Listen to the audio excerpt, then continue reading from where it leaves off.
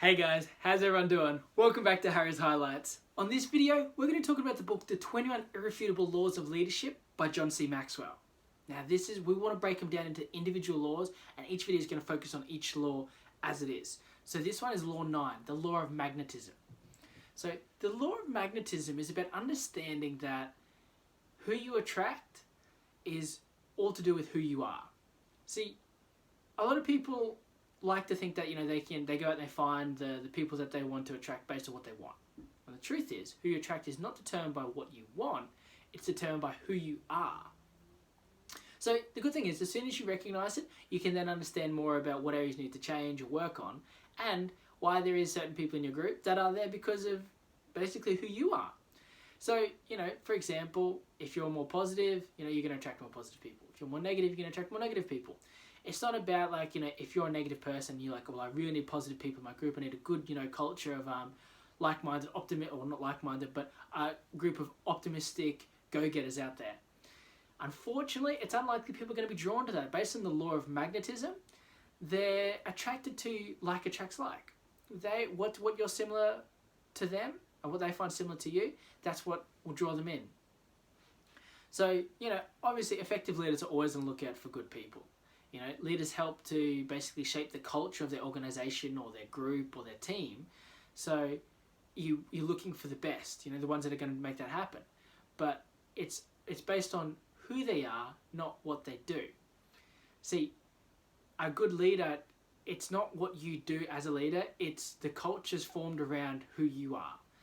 If you find that you're like a very high energy, always chirpy sort of person, the culture will be the same because you've attracted many of those same people. Unless you're extremely aware of it already and have sort of like combated your weaknesses and things like that, you'll stop and start to realize that a lot of the people that you've hired, a lot of the people that have been drawn to you, that have joined you, a lot of the people that are in your group, your teams, your organizations, whether it be friend groups, professional and personal relationships, are all based around people that are similar to you, the people that are like you. Because people like people that are like them. That commonality, that similarity is what makes you feel comfortable. They feel like, oh, this is where I belong. This is another person like me. We share the same things. But the good thing is that based on the law of process, you can always change and work on things and improve certain areas.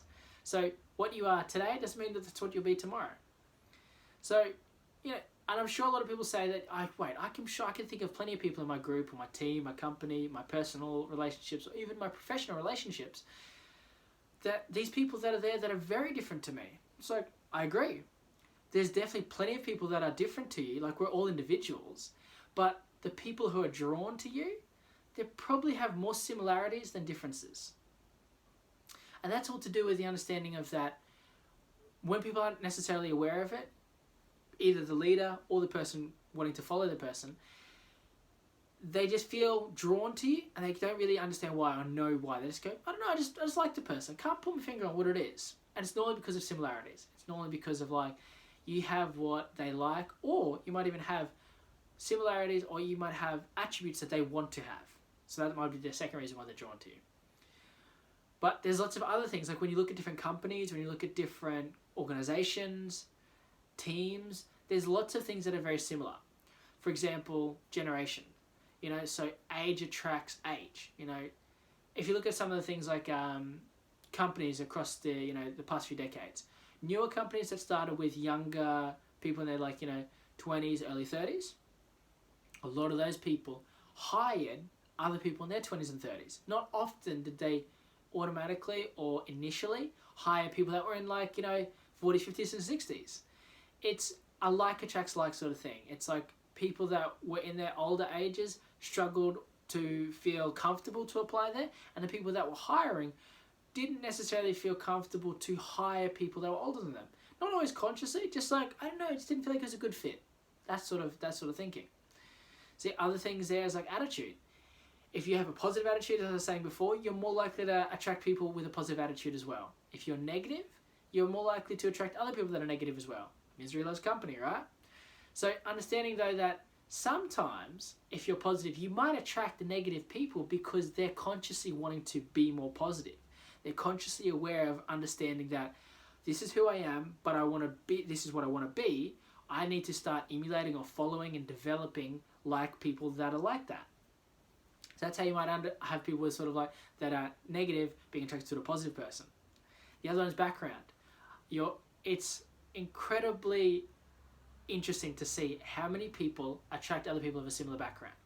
You come from, say, like, you know, sort of like a more rough street sort of background, you're probably going to attract other people that are similar to that. They feel like you understand.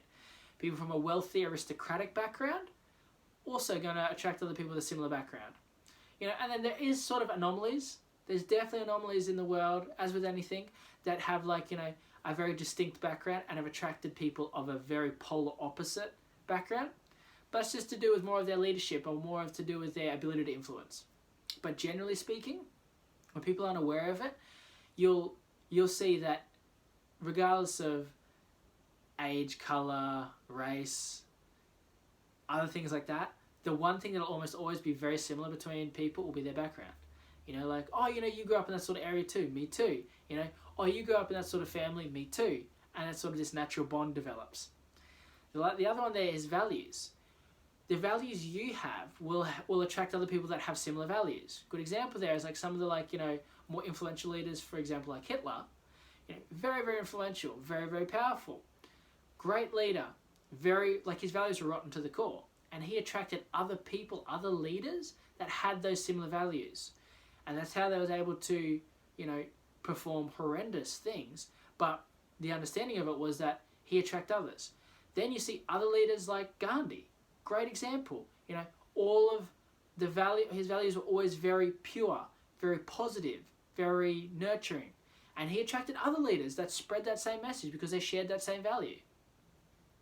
So when you look at it, whatever character you possess is what you'll likely find in the people who follow you. So if you have good character, you'll find that other people with good character will follow you. If you have bad character, you'll find that other people also with bad character will follow you. You know, next one is energy. High energy people attract other people with high energy. Low energy people attract other people with low energy. You know, if you tried to pair a high energy person with a low energy person, the high energy person would think that the low energy person's like lazy, and the low energy person would probably think that the high energy person is insane. So energy levels is also another one who we naturally are. People that are more hype are going to attract other people that are more hype. People that are more, like, you know, relaxed, chilled out are sort of going to attract more other people that are more relaxed and that sort of laid back sort of attitude. The other one is like giftedness. You know, people that will follow other people that have the gifts that they have or the gifts that they want. Skills and things that they want. So, for example, like a football player will follow a coach who has the talents that they want to develop, they have and want to develop, or the talents they want to develop over time. Same with the business people. They're going to follow other business people who have a talent or a knack or a quality for building great businesses. That giftedness is like, it's unlikely someone's going to follow someone who has the opposite talents to them unless they're looking to develop those talents. Last one is leadership ability. Similar level will usually attract similar level. If your leadership ability is an 8, you're more likely to attract people with leadership ability of 7 and 6 than you would have people that are 5 and 4. Because the 5s and 4s are probably going to gravitate more towards like a 6, 5 or a 6. And those that are higher and closer to you are going to your leadership ability will also be drawn to that similar leadership ability as well. If the gap's too big, normally what happens is that people either feel inadequate, one feels like it's, you know, it's too big of a gap, both sides really feel it's too big of a gap. But the good thing is, if you're looking at your team, your organization, your group, you know, and you're dissatisfied with the people you've attracted, you know, there's nothing wrong with that. You can always follow the law of process and increase your leadership skill. You know, you can always have the opportunity to improve and better things so that you can attract better quality people. You can work with those people as well to increase their leadership ability. The law of process doesn't just apply to you as a leader, it also applies to your followers as well. And on the same token, if you're really happy and satisfied with all of the people that you've attracted to your groups and teams, the next step is to begin diversifying. And you need to find people whose strengths are your weaknesses.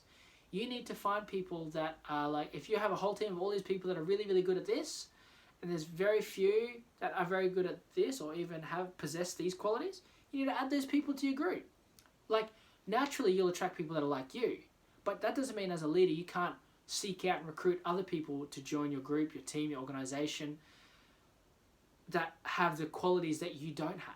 Because of your leadership and your influence ability, they'll see that they have things you don't have, you have things they don't have. So it's a win-win symbiotic relationship. And then, so when it all comes down to it, the better the leader you are, the bigger the team, or the better leaders you'll attract. So when you understand that it's like, it's all based on where you're at, you can understand focusing on yourself will help to attract others of a better quality. They say if you want to grow the organization or grow the team, you need to grow the leader. The bigger the leader, the bigger the team. So to summarize quickly, the law of magnetism is all about who you are is who you attract. You know, wherever you sit, based on your leadership ability, will determine the level of leaders that you're going to attract. It will determine what your character you possess, or you'll normally find that same character in the people that follow you. The things that the traits and qualities you have is normally the types of people that you'll naturally attract. But that doesn't mean you can't go out and seek other people that have the opposites to you that'll help bolster your organization, fill in those weaknesses, fill in the gaps, because you'll be filling in theirs.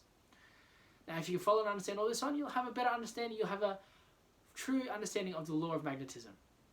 Now we make a lot more of these videos for this training series to help you with your personal development goals. That's all for now though. So until next time, leave a comment below on what you like the most. I look forward to sharing more with you in the next episode of Harry's Highlights.